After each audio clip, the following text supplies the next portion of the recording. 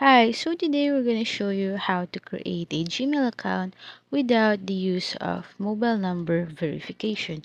So without further ado, let's start right away. So let's open Chrome for our private browser, then hit the create account and click for my personal use only. Then now we'll have to fill up the following information that we need so that we can continue. Once you're done, just click continue. And here we'll see the additional information that we need to fill up as well and the option to input our number. So let's put in our birthday as well our gender.